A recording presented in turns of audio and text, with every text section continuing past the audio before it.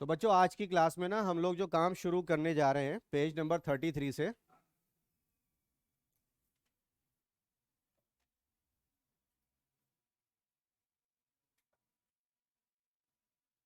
ये आपको चैप्टर 5 में काम में आएगा। ठीक है, चैप्टर 5 में पूरा मेंडल का वर्क यही है जो आप आज देखने जा रहे हैं। इसका नाम है artificial hybridisation.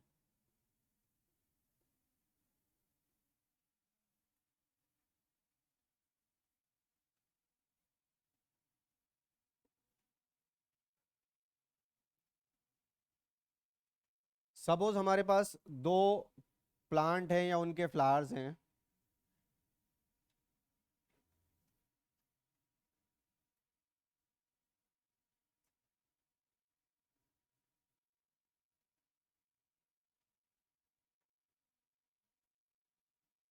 This is A,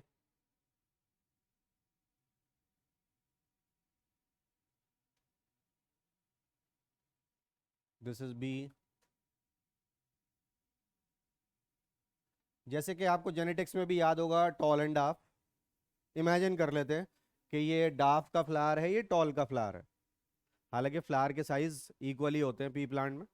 yes और नो? बट हम सिर्फ इमेजिन करके चल रहे हैं कि अगर हम डिफरेंट फ्लावर्स के बीच में ये काम करने जा रहे हैं तो क्या क्या स्टेप्स इसमें आएंगे। इंग्लिश में मैस्कुलिन और फेमिनिन ये जेंडर्स होते हैं। यस और नो? Male and female. तो फ्लावर को ओपन होने से पहले, फ्लावर बड को ओपन होने से पहले क्या किया जाता है? सबसे पहला काम इमैस्कुलेशन। ई मींस रिमूवल। मैस्कुलिन किसका? Male part. Actually male female तो स्पोर होता ही नहीं है, तो जिसे हम स्टेमेन कहते हैं इसे हम मेल पार्ट मान करके चलते हैं। रिमूवल ऑफ एंथर, ये लिखना भूल जाते हैं आप लोग। बिफोर डाइसेंस आप इतना लिख सकते हैं, removal of anther at immature stage. Anther के खुलने से पहले ही आपको ये काट देने हैं सीजर से। फ्लावर बड को ओपन कर लेते हैं फोरसेप से और सीजर से इनको काट देते हैं। ठीक है, आप चाहे तो इसके भी काट सकते हैं। मेंडल ने ये बात बहुत खुल करके बताई थी बच्चों कि टॉल के पॉलन ग्रेन्स डार्क के स्टिग्मा पे डालिए या डार्क के पॉलन ग्रेन टॉल के स्टिग्मा पर डालिए, आएगा दोनों में से कोई एक जो डोमिनेंट होगा। ठीक है, टॉल आ गया तो मेंडल ने टॉल को डोमिनेंट बता दिया। अगर डार्फ आता तो मेंडल डार्फ को डोमिनेंट बताते। तो मेंडल ये कहते थे कि इससे कोई फर्क नहीं पड़ता कि आप किसके पॉलन ग्रेन किसके स्टिग्मा पर डाल रहे हैं, इससे कोई फर्क नहीं पड़ता। ये जेनेटिक्स में और भी क्लैरिटी से हम इसको डिस्कस करेंगे और फिर इसमें जो चेंजेस आगे की जेनेटिक्स में आए वो भी सब देखेंगे। अभी सिर्फ अपने सीखने के लिए दोनों तरफ से हम ये काम कर सकते हैं। ठीक है, जिस प्लांट के पॉलन ग्रेन्स हमको लाने हैं उसके फिर हम स्टेमेंस को नहीं काटेंगे, जिसके स्टिग्मा पर पॉलन ग्रेन डालने हैं उसके स्टेमेंस को बड स्टेज में काट देंगे या एंथर के खुलने से पहले काट देंगे। रिमूवल ऑफ एंथर्स बिफोर डाइसेंस और मेच्योरिटी, इमेच्योर स्टेज पर। ठीक है, उसके बाद में क्या करते हैं? बैगिंग। सपोज हमने इसके स्टेमन काट दिए या इसके एंथर्स हमने निकाल दिए, तो हम इस पर एक बटर पेपर बैग चढ़ा देंगे।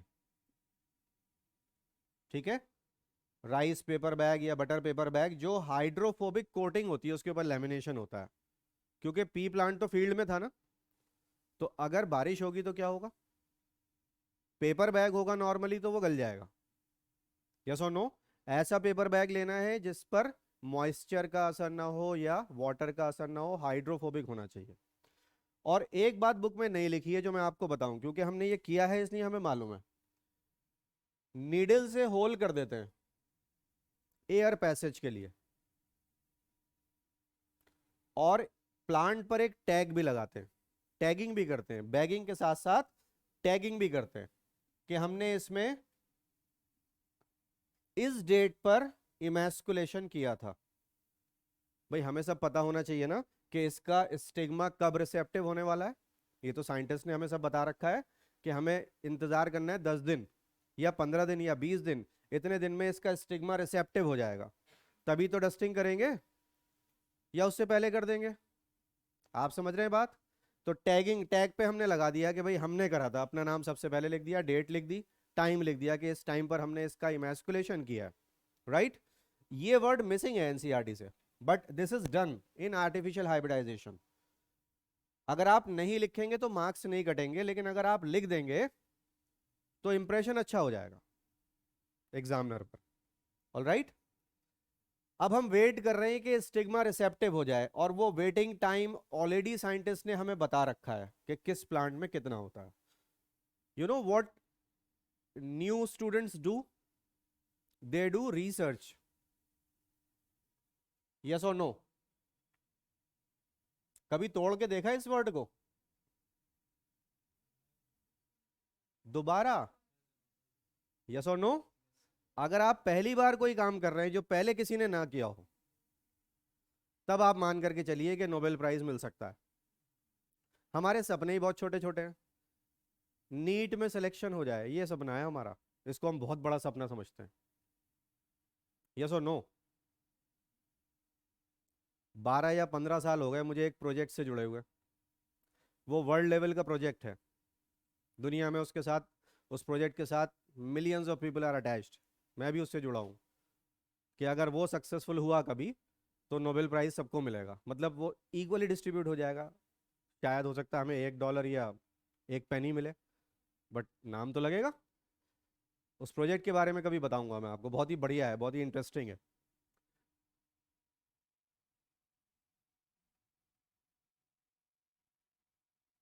ये नाम है। घर बैठ करके हम लोग किस काम में लगे हुए हैं? We are searching for extra terrestrial intelligence, कि अर्थ के बाहर भी कोई दुनिया है क्या, वहां पर भी लोग बातें कर रहे हैं क्या। और इसके लिए बस, अब क्योंकि आपका इस साल बोर्ड्स है, बोर्ड से फ्री हो जाइए, नीट से फ्री हो जाइए, फिर आइएगा तो मैं बताऊंगा इसकी डिटेल, कैसे कैसे आप इससे जुड़ सकते हैं। बहुत आसान है, करना कुछ भी नहीं है। All right. और इसके लिए वर्ल्ड लेवल पर बर्कले यूनिवर्सिटी वो सब सेंटर है वहां पर इसके। आप लोग यूट्यूब का इस्तेमाल करा करिए, try to use it. India की नहीं लेकिन बाहर की ये जरूर देखा करिए, बहुत कुछ सीखने को मिलेगा। ठीक है, बड़े बड़े अच्छे काम कर रहे हैं लोग दुनिया में, पता चलेगा आपको। एक बंदे ने अपने, मतलब यंग पर्सन है, उसने अपनी कमाई जब स्टार्ट करी तो उसने सारे पैसों से एक प्लॉट खरीद लिया अपनी कॉलोनी में, और कॉलोनी में उसके बहुत सारे घर बने हुए थे। और पता है उसने क्या किया? खुद किराए के फ्लैट में रह रहा है, उस प्लॉट में उसने बड़े बड़े पेड़ लगा दिए, खूब घने पेड़। सोचिए, कुछ तो फर्क पड़ेगा। यस और नो? तो ये टैगिंग का पार्ट एडिशनल हो गया साहब। अब जब ये स्टिग्मा रिसेप्टिव हो जाएगा तो हम क्या करेंगे, ब्रश पर, जो पेंटिंग ब्रश होता है,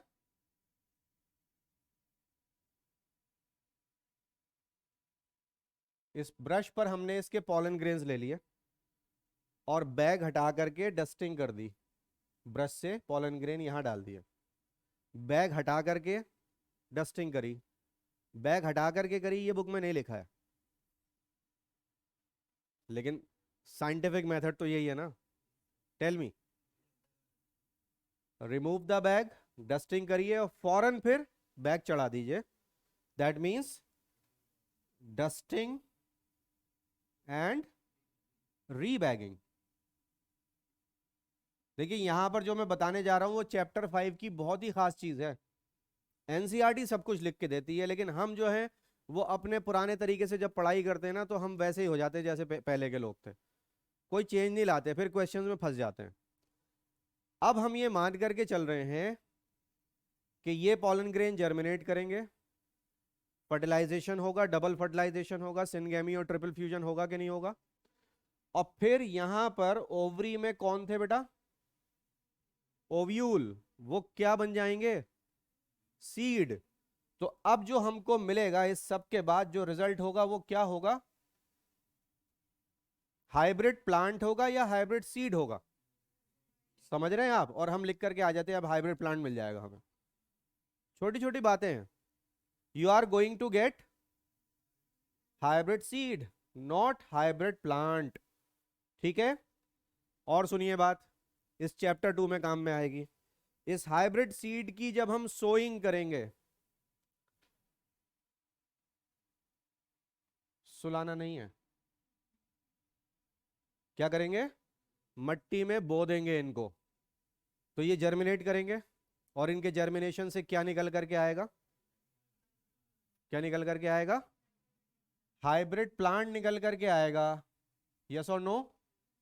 इस हाइब्रिड प्लांट में भी ओवरी होगी।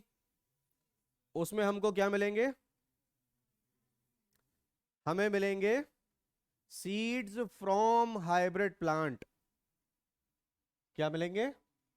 Seeds from hybrid plant. और बेटा ये क्या थे? ये थे सीड्स ऑफ हाइब्रिड प्लांट। क्या थे ये? Seeds of hybrid plant. दोनों एक जैसे होंगे क्या? इसका फर्क आपको अभी चैप्टर 2 के लास्ट में बताऊंगा मैं 10th क्लास की हेल्प से। Don't worry. ठीक है। 10th क्लास में आपने जो भी पढ़ा हुआ है उसकी हेल्प से ये डिफरेंस समझ में आएगा। What is the meaning of saying seeds of hybrid plant and seeds from hybrid plant.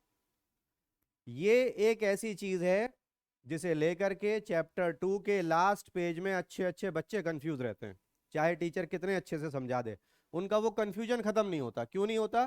क्योंकि पिन पॉइंट हमने नहीं पकड़ा हुआ है। अब आप बताइए डिफरेंस दोनों में समझ में आया? कब बोलना है सीड्स ऑफ हाइब्रिड प्लांट और कब बोलना है seeds from hybrid plant. All right, ये दोनों में डिफरेंशिएट कर लिए, नोट कर लीजिए इसको। अब 34 पेज पे चलेंगे डबल फर्टिलाइजेशन पे इसके बाद।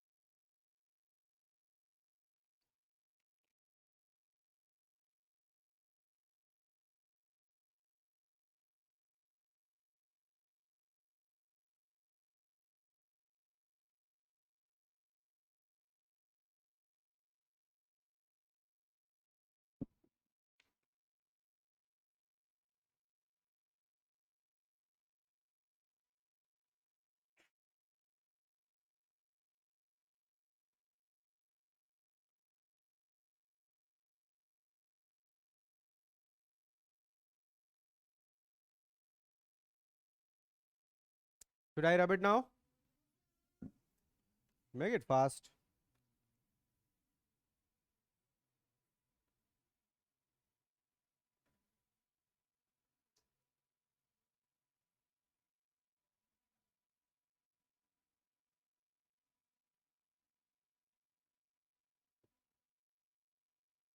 कभी आप सोचें कि चैप्टर 5 में पेज 33 ढूंढते रहें, स्क्रीनशॉट ले लेते हैं ना तो बाद में प्रॉब्लम होती है। चैप्टर 5 में यूज होगा ये जो पेज 33 पर हमने पढ़ा है। And for the sake of board and NEET एक बार एनसीईआरटी से इसकी रीडिंग जरूरी है। टेल मी यस और no.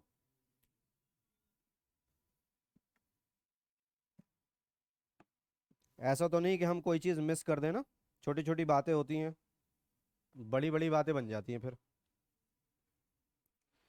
Page 33, as you shall learn, third paragraph पर हैं बच्चों हम। ठीक है, page 33 and it says as you shall learn in chapter on plant breeding, chapter 9 वहां पे भी काम में आएगा. A breeder is interested in crossing different species and often genera to combine desirable character to produce commercially superior varieties. Superior में तीन चीजें याद रखनी होती हैं, क्या क्या? Fast growth, high yield and disease resistance. भले ही कुछ भी हो, लेकिन हमारा लालच हमसे क्या क्या करवा रहा है? तीन ऑब्जेक्टिव लेकर के चल रहे हैं हम. फास्ट ग्रोथ, हाई यील्ड, जल्दी बड़ा हो जाए, जल्दी से बहुत कुछ मिल जाए हमें और उसमें बीमारी ना लगे. ये किसी भी ब्रीडर के ऑब्जेक्टिव्स होते हैं. लेकिन ये चैप्टर तो सिलेबस से हट ही गया है 9, है ना भाई? तो बोर्ड्स में तो आपको पढ़ना नहीं है, नीट के लिए पढ़ना है. चलिए खैर, तो फिर आगे ये लिखते हैं, artificial hybridisation is one of the major approaches of crop improvement programme. In such crossing experiment, it is important to make sure that only the desired pollen grains are used for pollination and the stigma is protected from contamination from unwanted pollen. This is achieved by emasculation and bagging technique. अच्छा, एक काम और भी करते हैं हम. जब हम डस्टिंग कर देते हैं ना, रीबैगिंग कर देते हैं, तो एक नया टैग लगा देते हैं कि इस प्लांट में इस डेट को हमने डस्टिंग की है. समझ रहे हैं आप? All right then. If the female parent bears bisexual flower, removal of anther from the flower bud. अब bud से निकाल रहे हैं तो anther immature ही होंगे ना. Before the anther dihisces, using a pair of forceps is necessary. This step is referred to as emasculation. Male को हटा दिया, male को निकाल दिया. Emasculated flowers have to be covered with a bag of suitable size, generally made up of butter paper, to prevent contamination of its stigma with unwanted pollen. Why butter paper? हमारी मर्जी. Yes or no? This process is called bagging. When stigma of bagged flower attains receptivity, उसका दिन हमें पता चल जाता है research से. हमने पता किया हुआ, रिसर्च की हुई है ना भाई? Mature pollen grains collected from anther of the male parent are dusted on the stigma, and the flowers are rebagged and the fruits allowed to develop.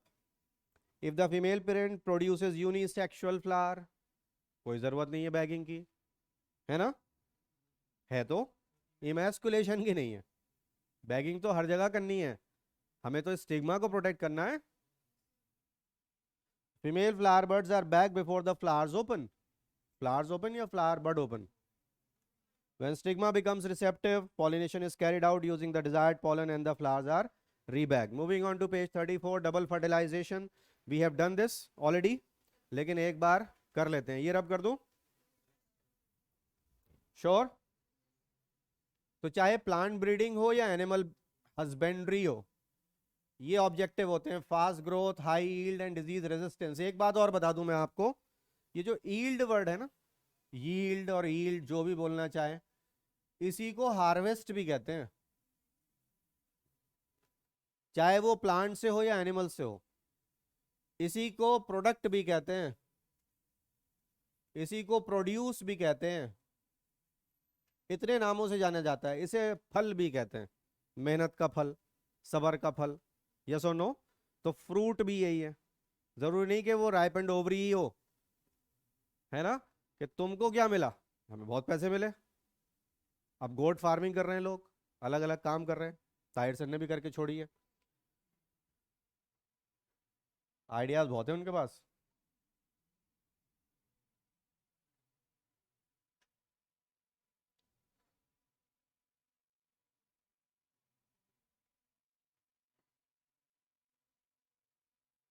So what is the site of double fertilization बच्चों? What is the site of double fertilization? It is the embryo sac which is seeded in ovule towards the micropylorate. You know all. Double fertilization is the unique feature of flowering plants. Step 1. One male gametic nucleus, that is N, fuses with the egg cell. The process is called syngamy, and the result is called 2N zygote that will develop into embryo, है ना? The other male gametic nucleus, which is also N, egg cell भी तो N थी, ये भी लिखना है, fuses with the secondary nuclei N comma N. The process is called triple fusion, and the result is 3N primary endosperm nucleus, abbreviated as PEN, in primary endosperm cell, abbreviated as PEC, है ना? E की जगह M लगा दे तो क्या हो जाएगा? Pollen mother cell, भूल गए? इसी चैप्टर में थी. PMC is pollen mother cell. All right, then we combine these two.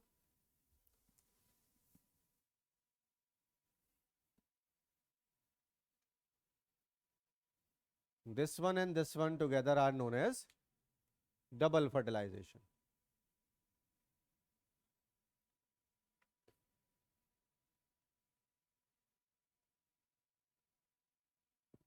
ठीक है, और ये बहुत काम में आएगा जब बार बार बोला जा रहा है 11th में भी 12th में भी कि this is unique to flowering plant. कोई फ्लावरिंग प्लांट इससे बच नहीं सकता, है ना? Let's move on to page 34. वहां पर भी बहुत अच्छे नोट्स हैं, एनसीईआरटी है वो, बेस्ट नोट्स वहीं से मिलते हैं हमको. After entering one of the synergids, ये बात पहले भी बताई थी आपको कि जो पॉलन ट्यूब है वो अपने न्यूक्लियाई एक सेल में नहीं डिस्चार्ज करती, वो किसी एक सिनर्जिड में डिस्चार्ज करती है. क्योंकि क्यों जाती है उधर? फिलीफॉर्म एपरेटस उधर ले जाते हैं ना. The pollen tube releases two male gametes into the cytoplasm of synergid. One of the male gamete moves towards the egg cell. देखिए एनसीईआरटी ने मेल गैमेटिक न्यूक्लियस वर्ड नहीं लिखा है, उन्होंने मेल गैमेट लिखा है, but that is in the form of nucleus. And fuses with its nucleus, thus completes syngamy. This results in the formation of a diploid cell, the zygote. The other male gamete moves towards the two polar nuclei located in the central cell and fuses with them to produce a triploid primary endosperm nucleus. ठीक है, तो हमारी book ने secondary nucleus word यहाँ पर add ही नहीं किया है, यूज ही नहीं किया है. Although this was there in 11th class, secondary nucleus word वहां पर था, बोलिए, है ना? और अगर आप पेज 27 पर आ जाए,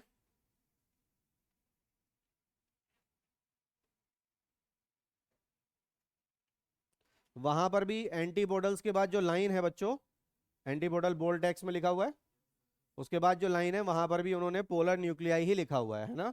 तो with the two secondary nucleus हम क्या करते, with the two polar nuclei. अब ये बिल्कुल एनसीईआरटी के जैसा हो गया. सेकेंडरी न्यूक्लियस वर्ड ही हटा देते यहाँ से, वहां पे भी नहीं है, यहाँ पे भी नहीं है, किसी पेज पे गिवन नहीं है. ठीक है, बट हायर क्लासेस में अगर बच्चे पढ़ते तो आप उनसे पूछेंगे, वो बताएंगे आपको. मैं ये कहूँगा कि आप हायर क्लासेस में जाएं, बीएससी एमएससी करें, मैं तो बोलूँगा आप एमबीबीएस करें सब. यस और no? Then this involves the fusion of 3 haploid nuclei. It is termed as triple fusion, है ना? बहुत लगी हैं आप लोग, कितने सारे प्राइवेट कॉलेजेस की फीस जो है वो आधी सीट्स की फीस गवर्नमेंट मेडिकल कॉलेज के बराबर हो जाएगी, है ना? तो अब सीट्स बढ़ गई बेसिकली, तो मीनिंग यही हुआ पता चला है ये आपको कि नहीं सबको? इस साल से होगा, ये भी आया है नोटिफिकेशन। 2022 के एडमिशन्स इसी रूल पर होंगे, ठीक है? तो आपके टाइम पे तो पक्का है, नेक्स्ट ईयर, इस साल से जब अप्लाई हो रहा है। All right. Since two types of fusion, syngamy and triple fusion, takes place in an embryo sac, so what is the site of double fertilization? Embryo sac, है ना, जो कि ओव्यूल में था, और किस तरफ? माइक्रोबाइलर एंड की तरफ। The phenomena is termed as double fertilization, an event unique to flowering plant। फिर लिख दिया इन्होंने 12th में, 11th में भी लिखा था, 12th में भी लिखा है, यूनिक टू फ्लावरिंग प्लांट्स, ठीक। The central cell after triple fusion becomes primary endosperm cell and develop into the endosperm while the zygote develops into an embryo। अब जरा सा फोकस करना है, क्योंकि गड़बड़ जो करते हैं बच्चे नीट में, खास तौर से 11th में चैप्टर 3, वहां पर जिम्नोस्पर्म एंजियोस्पर्म है, और 12th में चैप्टर 2 पूरा एंजियोस्पर्म के बारे में है। इनको मिला करके यहां पर ना गड़बड़ शुरू हो जाती है। ये सेल है एक, और इससे बनेगा एंडोस्पर्म। तो एंडोस्पर्म क्या कहलाएगा? सेल से क्या बनता है? टिश्यू। डेवलपमेंट के बाद, यस और नो, सेल्स का नंबर भी इंक्रीज होगा, सेल्स का साइज भी इंक्रीज होगा, हाँ या ना? तो इसी को डेवलपमेंट बोलते हैं। आपका डेवलपमेंट हो गया, आप 50 सेंटीमीटर के थे जब पैदा हुए थे, आज आप 150 सेंटीमीटर से भी ज्यादा के हो गए, 165, 170, 175, है ना? तो क्या है ये? डेवलपमेंट है, सेल्स का नंबर भी इंक्रीज हो रहा है, साइज भी इंक्रीज हो रहा है। तो इससे ये बनने में एंडोस्पर्म क्या कहलाएगा? Tissue. Zygote is a single cell, इससे बनेगा embryo. Embryo is a collection of cells, बोलो। तो एम्ब्रियो में भी बहुत सारी सेल्स हैं। हम ये बोल सकते हैं कि अभी ये टिश्यू नहीं है, बट इससे पहले टिश्यू बनेंगे, फिर ऑर्गन बनेंगे। जैसे कि आप चैप्टर 3 में देखेंगे खुद ह्यूमन में कि कैसे कैसे जाइगोट से एम्ब्रियो और फिर इंडिविजुअल बन रहा है। Everything you have to write there. अब सवाल ये उठता है, ये क्या चीज है? जिस सेल से ये बन रहा है उसकी प्लॉइडी 3n है, तो इसकी प्लॉइडी भी 3n होगी। Why endosperm is 3n? दो आंसर लिखने होंगे, दो लाइनें। Because it is drive from a cell which was 3n and it was 3n because of triple fusion. समझ गए? डायरेक्टली मत लिख देना कि एंडोस्पर्म ट्रिपल फ्यूजन से बनता है इसलिए 3n है। जो बात आप पढ़ रहे हैं उसको सही से लिखा करिए। आप नहीं जानते ये बात? अगर मैंने ये लिख दिया endosperm is the result of triple fusion, तो मेरा दिल तो मान रहा है कि मैं सही हूं, लेकिन दिमाग से सोचा ही नहीं और करके आ गए काम। आप ये बोलिए, it is drive from the cell that had a triploid nucleus because it was formed as a result of triple fusion or fusion of 3 haploid nuclei। NCERT में लिखा है, ठीक। why zygote is 2n? it is a result of syngamy। why embryo contains 2n? because it develops from a cell that is zygote which is the result of syngamy। समझ गए कि हर cell embryo की 2n क्यों है? क्योंकि ये उस cell से आए हैं जिसकी प्लॉइडी 2n थी। और क्यों थी? क्योंकि वो सिनगैमी का रिजल्ट था। The way you have to express your answers, it should be the best one. कोई लैक्यून है, कोई कमी नहीं छोड़नी है कि एग्जामिनर को लगे यार, कई बार ना जो ग्रेट टीचर्स होते हैं वो कॉपीज आपस में शेयर करते हैं। आपको मालूम है कि जो चेकिंग होती है, कोई एक पर्टिकुलर सेंटर है जहां बोर्ड की कॉपीज चेक हो रही हैं, तो वहां पर कई सारे टीचर्स एक सब्जेक्ट की कॉपीज चेक कर रहे होते हैं। मान लो 250 कॉपीज एक दिन में चेक होनी है, और 10 टीचर बैठे हैं, हर एक को कितनी कितनी करनी है? 25-25 कॉपीज चेक करनी है ना? ऐसा कुछ टारगेट दे दिया जाता है। तो उनमें से एक टीचर कहता है, see the way this student has written the answer. यार इससे तो हमें भी सीखने को मिला। ये ग्रेट टीचर्स की बातें होती है, इसने हमें भी सिखा दिया। हमारे टीचर ने बोला था एक बार एक बच्चे के लिए कि यार इतना अच्छा तो मैंने पढ़ाया भी नहीं था जितना अच्छा तुमने आंसर लिखा है। ये होते हैं ग्रेट टीचर्स। और सच बोला था उन्होंने, मजाक नहीं उड़ाया था। है ना। और जो नए नए टीचर होते हैं, क्या कहते हैं वो, अच्छा मुझे सिखा रिया, the way Aamir Khan said in PK. Have you seen that movie? बहुत कम आती है सेट मैक्स पे। हैं? पिक्चरों की बात है, आप चेहरे पे मुस्कुराहट आ जाती है आप लोगों के, खुश हो जाते हैं। तो वो क्या कहते हैं, अच्छा तुमने ज्यादा पढ़ाई कर ली है, हमें बताओगे, हमें कानून सिखा रहे हो, वो लिखो जो हम चाहते हैं, है ना, जो हमने पढ़ाया है वो लिखो। वो क्यों नहीं लिखा, काट दिया पूरा। बट ग्रेट टीचर्स ऐसे एक बार एक ग्रेट टीचर से मेरा भी सामना हुआ था वाइवा में। तो मेरे पैर पहले से ही कांप रहे थे। पता था ना कौन बैठा है वाइवा में, father of ecology in India, उनका नाम एनसीईआरटी में जब आएगा तो बताऊंगा। वो ले रहे थे वाइवा, और हम लोग बीएससी फाइनल में थे।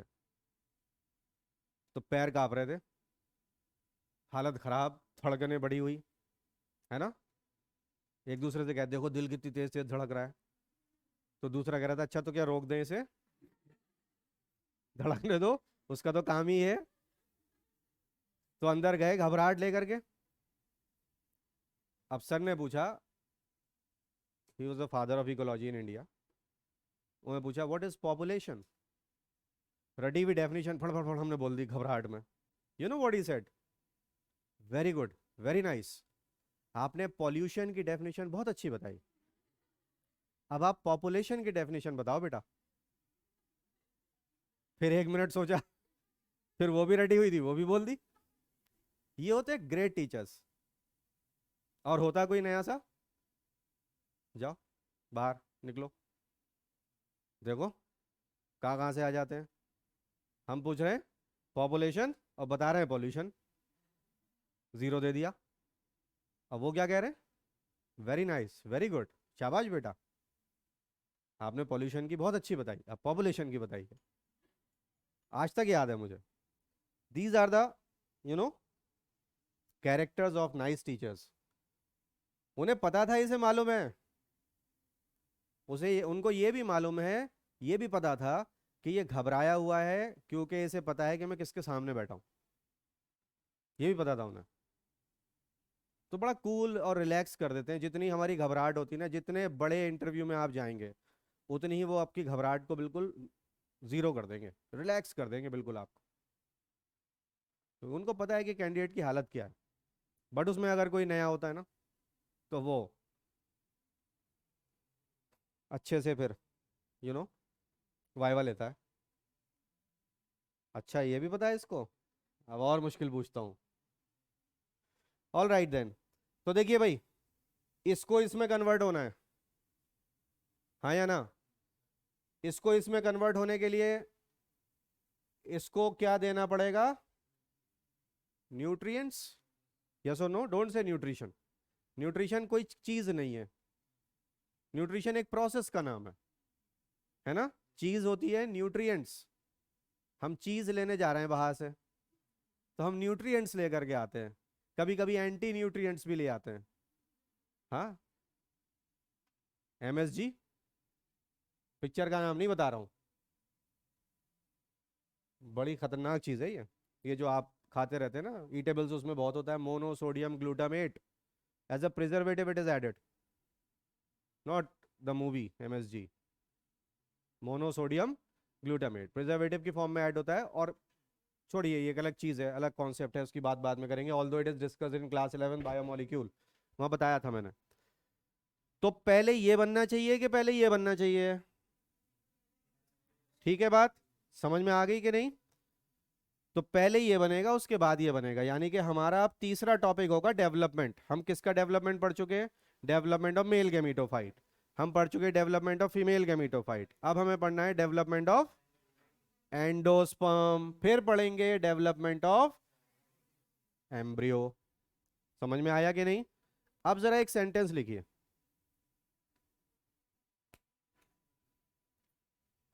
ये नोट कर लिया ना, रब कर दूं, 1 सेकंड हो गया, 1 सेकंड मत बोला करिए, 10 सेकंड बोला करिए सर, सर 10 सेकंड। सर आधा मिनट, आप कहते हैं सर 1 मिनट 1 सेकंड, तो 1 सेकंड तो हो गया।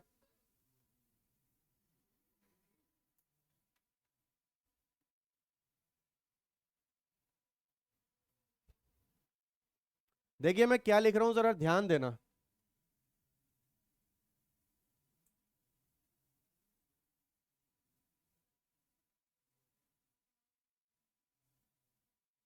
किसकी बात हो रही है यहाँ पे?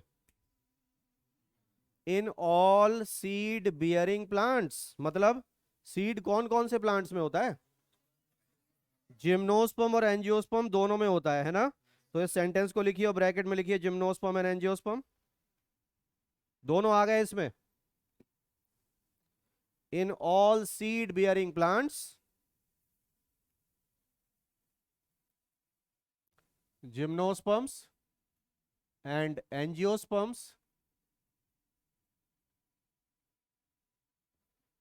कॉमा एंडोस्पर्म develops prior, पहले, to the development of embryo। हाँ या ना? अब बताइए सीड बनते ही जर्मिनेट क्यों नहीं करता? बोलो। एम्ब्रियो बनेगा जब ही तो प्लांट बनेगा, और एम्ब्रियो तब बनेगा जब एंडोस्पर्म तैयार हो जाएगा। उसके इंतजार में वक्त लगेगा कि नहीं? उसके बनने में टाइम लगेगा कि नहीं? बोलिए। ये तो इंटरनल फैक्टर हो गया, आप ऑलरेडी टोल्ड यू। और फिर एक्सटर्नल फैक्टर भी होते हैं, ऑक्सीजन इन वाटर, जिसके बगैर सीड जर्मिनेट कर ही नहीं सकता। 2 external factors required for seed germination. So in all seed bearing plants endosperm develops prior to the development of embryo. ये हुआ पहला सेंटेंस। अब आया दूसरा। मैं आपको बताऊंगा कि बच्चे गलती कहां करते हैं। सीधी बात को सीधे तरीके से पढ़ लो तो आसान लगती है, और किताब से रट के चले जाओ तो बड़ी दिक्कत हो जाती है।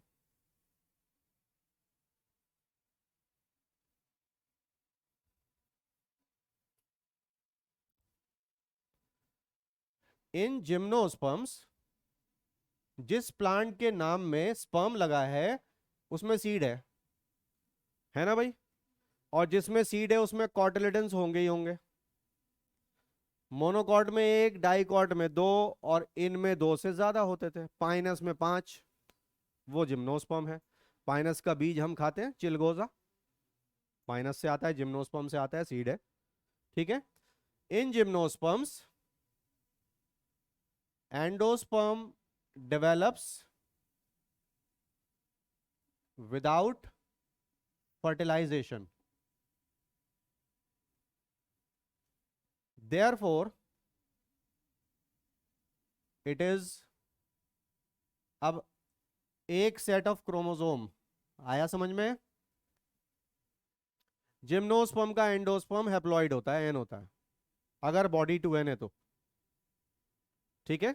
और बॉडी 2n ही होती है मोस्ट ऑफ द प्लांट्स की, आपने पहले ही पढ़ा है। और तीसरा सेंटेंस हम क्या लिखेंगे? हाउएवर इन एंजियोस्पर्म्स, आप बताइए बच्चों। Endosperm develops from primary endosperm cell which is 3n because PEC is formed as a result of triple fusion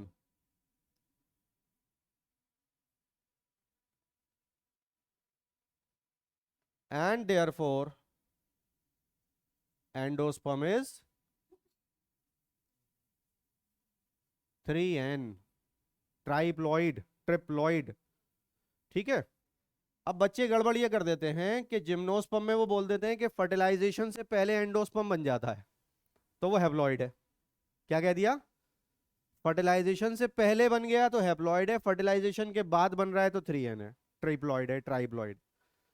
fertilisation से पहले और बाद की बात नहीं हो रही है, फर्टिलाइजेशन के बगैर और फर्टिलाइजेशन के साथ।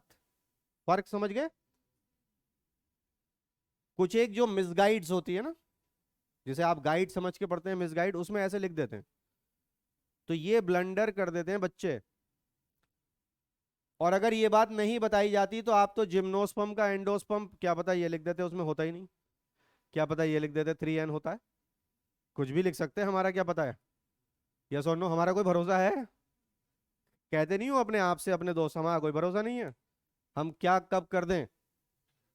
बच के रहना। And like that. Clear to you? तो नेक्स्ट क्लास में पहले पढ़ेंगे development of endosperm, then development of embryo. This is all for today.